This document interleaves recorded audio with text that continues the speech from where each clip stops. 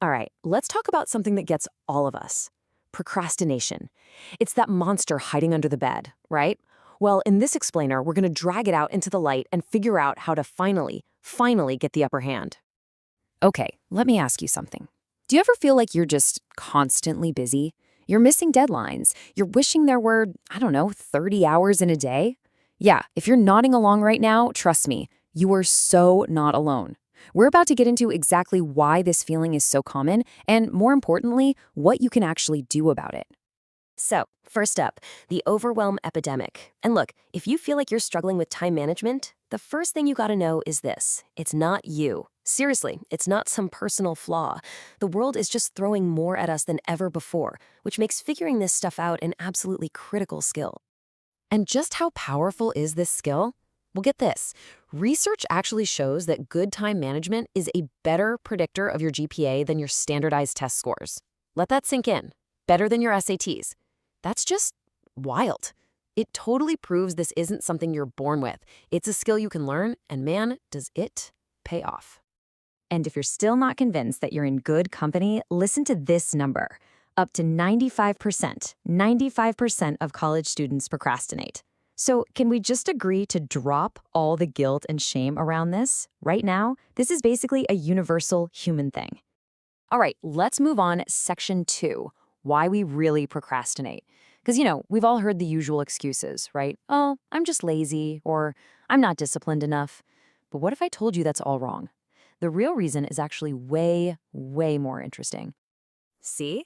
Procrastination isn't some deep character flaw. It's a really complex response to, well, feelings. Things like anxiety or confusion or just plain old fear. So here's the big idea. It's not really about managing your time. It's about managing your emotions. And get this, it turns out there are even different types of procrastinators. On one hand, you've got passive procrastinators. These are the folks who get totally paralyzed by a decision and just freeze. Super high stress. But then you have active procrastinators. These people actually choose to delay things because they work better under pressure. That looming deadline is what gets them motivated. Kind of cool, right? Which one sounds more like you? So let's dig a little deeper and meet the usual suspects, the real reasons we put things off. It happens when our goals are super vague, or when we're secretly afraid of failing, hello perfectionism, or, and this is a big one, when we just choose to feel good right now instead of dealing with a task that makes us feel bad. Each one of these is like a little roadblock, but the good news is we can learn to drive around them. Okay, so we've spent some time looking at the what's and the whys. So now let's get to the good stuff, the how. How do we fix it?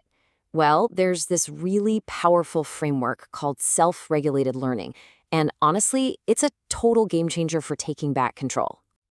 The best way to think about self-regulated learning, or SRL, is like an operating system for your brain.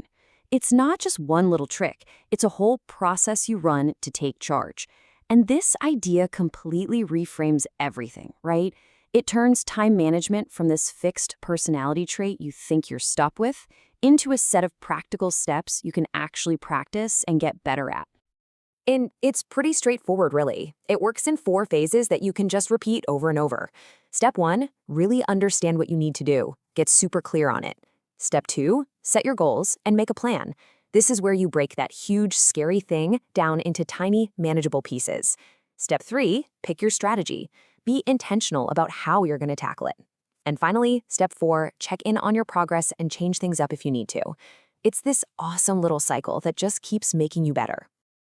Okay, let's zoom in on that 3rd phase for a second, strategy use.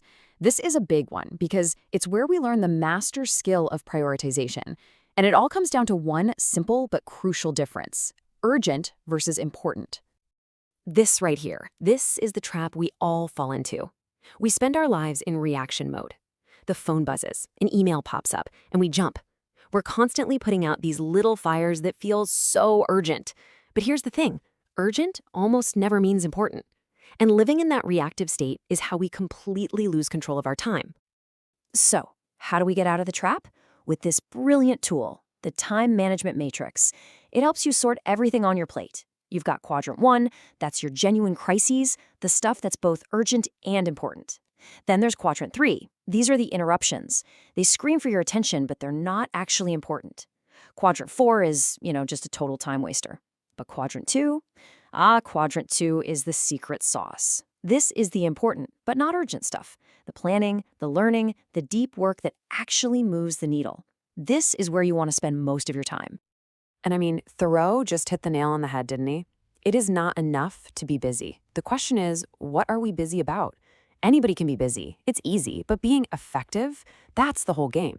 And this matrix is what helps you figure that out.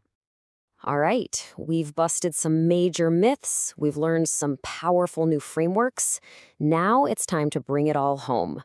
Let's talk about putting all this good stuff into practice. If you remember one thing from all of this, let it be this. Managing your time isn't really about managing time at all. It was never about a fancier calendar or a new app. It's about managing yourself. It's about understanding your own brain, your feelings, your drives.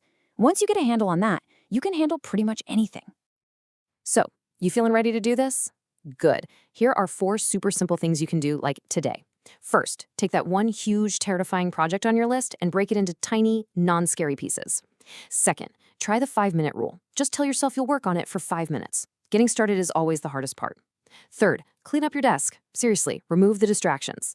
And fourth, take your to-do list and sort it using that urgent, important matrix. These are small moves, but they have absolutely massive results.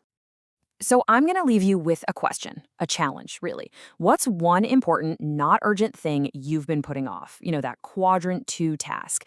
Maybe it's planning for the future or learning that new skill. What's one thing you can commit to tackling this week? Just pick one. Start there, because that's how you build the momentum to finally and for good conquer procrastination.